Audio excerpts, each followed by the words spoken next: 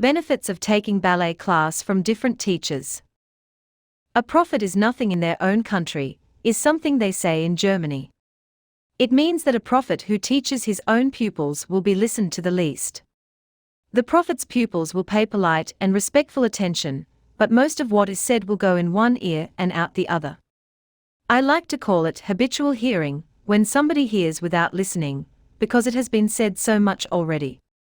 However, when the prophet leaves to another country, their words become a sensation and the pupils will be stunned by their wisdom, even though they have heard it already a million times from their own prophets. There are no right or wrong corrections, there is only a right or wrong way to hear them, process and apply them. There is no right or wrong teaching method, there is only a learning method that works for the individual student or dancer. Teachers have their work cut out for them, because they are the prophets in their own country. Very often, corrections are counterintuitive, make no sense, and if they do, get lost in translation between the brain and the body. Feet don't have ears. Different teachers will say the same thing, make you do the same thing, correct the same weaknesses, but, because it is something else and different, these same things will also resonate differently and might just project you onto the next step on the ladder of progress. Changing the environment and taking class somewhere else occasionally can be beneficial and enlightening for a few reasons. Your attention level is higher because everybody likes to make a good first impression. The studio is different, the people around you are different, and obviously, your teacher is different. You have to find a spot on the bar instead of just routinely taking your own, and you might just get there early to warm up a little more. Your whole state of mind is to absorb and learn instead of doing what you are used to. I took some classes from David Howard in Zurich, Switzerland, on my summer breaks, as a young dancer in my first company, and things I had struggled with became suddenly crystal clear. Of course, he was a spectacular teacher, who had a way to make combinations which literally allowed nothing else than success, but it wasn't just that. It was also the fact that I had no idea what was coming next.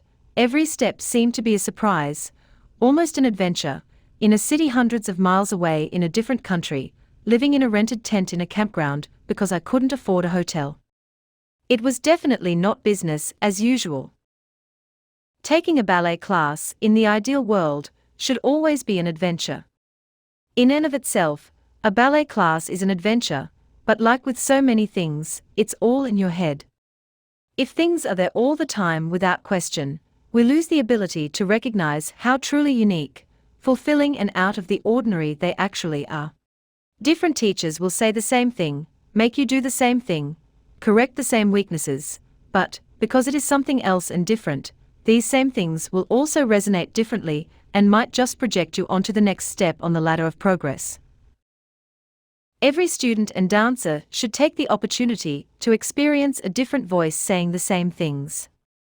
It is essential on the long journey of training. It is also essential to always remember who taught you until you were at a level to take a class somewhere else. If a different teacher can help you understand and feel some things you have struggled with thus far, it is only because your regular teacher got you to a place where you are able to venture out, leave the nest and make that experience. Another thing that can make a ballet class into an adventure is this: no matter where you go, there is always somebody in the room who will be better than you or who you'd like to be. There is nothing shameful in that. In fact, admitting it to yourself and using it to your advantage is probably the smartest step to take. No successful dancer ever became successful without learning from another successful dancer by assimilation. Observing and trying to replicate how that person is doing things will not just make every class a special event, it will also accelerate your progress. Eyes are sometimes smarter and faster than the brain. Learning by assimilation is, in my opinion, the best way to understand corrections, because every correction always applies to everyone, even when it is not directed at you specifically. Observing others allows you to see what the teacher actually meant. It is a translation of sorts, of something abstract into something comprehensible.